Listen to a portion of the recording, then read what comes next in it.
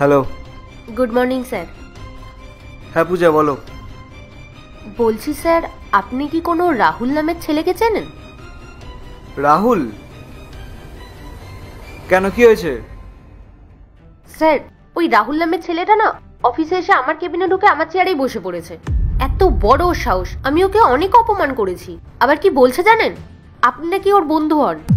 আচ্ছা স্যার, আপনি একটা কাজ করুন না, আমি ফোনটা ওকে দিচ্ছি, আপনি একটু কথা বলে নিন না। আর বলে দিন না যে ও যেন এখান থেকে চলে যায়। ঠিক আছে, আমার সাথে কথা বলো। হ্যাঁ স্যার, এক মিনিট। হ্যালো। হ্যালো, হ্যাঁ কে? রোহান, রাহুল মিত্র বলছি।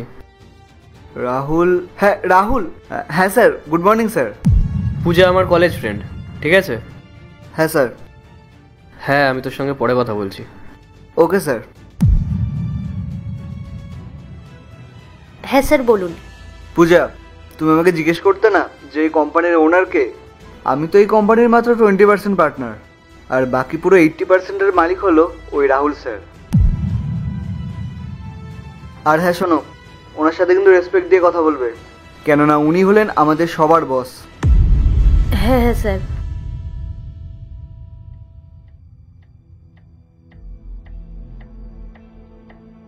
স্যার, আপনি আমাকে প্রথমে কেন বলেননি? আমার ভুল হয়ে গেছে স্যার, আমি না বুঝতে পেরে আপনাকে অনেক কথা শুনিয়ে দিয়েছি। স্যার, আমি সত্যি জানতাম না আপনার ব্যাপারে, আমাকে প্লিজ ক্ষমা করে দিন। আমি আপনাকে কথা দিচ্ছি, দ্বিতীয়বার থেকে এরকম ভুল আমি আর কোনোদিনও করব না। ভুল? ভুল তো তুমি তখন করবে যখন আমি তোমাকে দ্বিতীয়বার করার সুযোগ দেব। পূজা, তুমি জানো আমি এই কোম্পানিতে কেন এসেছিলাম? তোমার প্রমোশন করানোর জন্য। আমি নিজে তোমার পারফরমেন্স চেক করেছিলাম, তোমার পারফরমেন্স সত্যিই খুব ভালো। তাই আমি ভাবলাম যে আমি নিজে গিয়ে তোমার প্রমোশনটা করিয়ে দিই।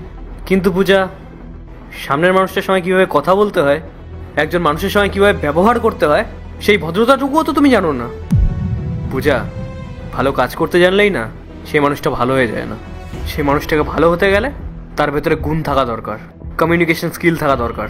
কিন্তু তোমার মধ্যে এইসব কিচ্ছু নেই। সো মিস পূজা, এই কারণেই আমি তোমাকে কোম্পানি থেকে বার করে দিচ্ছি, কারণ তোমার মতন মানুষ যে কোনো টাইমে, যে কোনো মুহূর্তে আমাদের কোম্পানির অনেক বড় ক্ষতি করে ফেলতে পারো। So get out from here. কিন্তু স্যার। কোনো কিন্তু না।